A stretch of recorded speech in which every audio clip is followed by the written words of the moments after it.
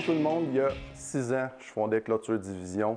On a fait 800 projets dans la région. J'étais vraiment très loin de me douter qu'on aurait un succès aussi grand à Drummondville. Donc, j'ai une question pour vous. Qui d'entre vous n'a jamais eu peur de payer trop cher lors de l'achat d'un produit? Mon instinct me dit que c'est la crainte numéro 1 lorsqu'on fait faire des travaux, c'est de regarder toutes les soumissions, d'avoir toujours peur de payer trop cher. Donc, j'ai une promesse pour vous. Si vous écoutez la vidéo jusqu'à la fin, je vais avoir une offre à vous proposer à la toute fin de cette vidéo-là. Donc, dans cette vidéo-là, je vais vous proposer 5 trucs pour économiser lorsque vous faites faire des soumissions puis vous avez un projet à faire. Mon nom est Marc-Olivier Roy, je suis propriétaire de Clôture Division ici à Drummondville.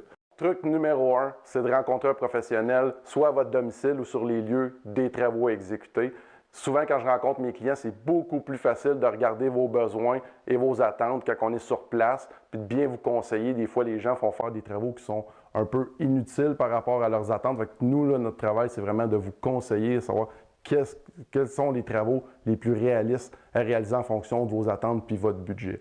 Truc numéro 2, c'est faites toujours faire 2 à 3 soumissions pour un projet. C'est toujours la meilleure chose à faire pour avoir vraiment un bon comparable, mais pas plus que 2 ou 3, parce que si on calcule le temps que vous allez prendre pour faire les recherches au niveau des soumissionnaires, le temps de rencontrer chacun des soumissionnaires, des fois que ça dure une demi-heure à 45 minutes, plus après ça, l'analyse des soumissions, vous allez prendre 2 à 3 heures pour faire vraiment une analyse. Donc, est-ce que ça vaut la peine de passer tout ce temps-là pour avoir une soumission et économiser des fois quelques dollars?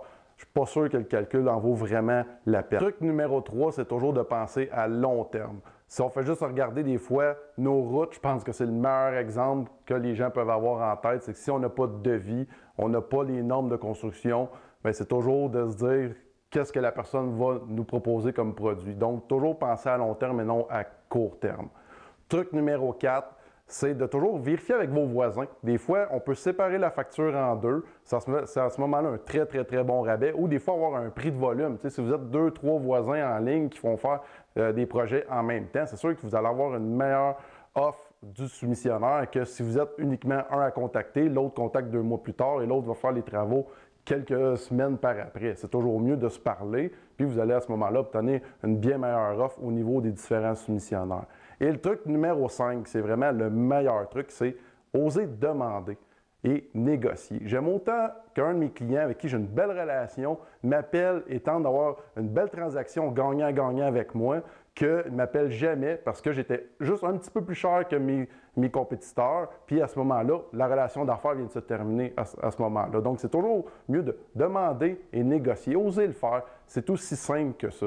Donc, la pire erreur que je vois à travers les différents clients que je vois au cours de l'année, c'est vraiment d'appeler les différentes compagnies et demander un prix au pied linéaire. C'est toujours la pire erreur dans le fond parce que vous n'avez aucun devis, vous n'avez aucune information sur le produit qu'on va vous installer, vous avez uniquement un prix au téléphone. Donc, ça crée une surenchère à travers les différents soumissionnaires. On sait très bien que tout ce que vous voulez, c'est avoir le prix. Donc, il y a beaucoup d'entreprises qui peuvent carrément jouer le jeu de vous donner un prix, on le contrat et par la suite, il arrive sur votre terrain. Puis à ce moment-là, c'est là que les extras arrivent parce que la personne n'a pas vu votre projet. C'était uniquement une offre faite par téléphone.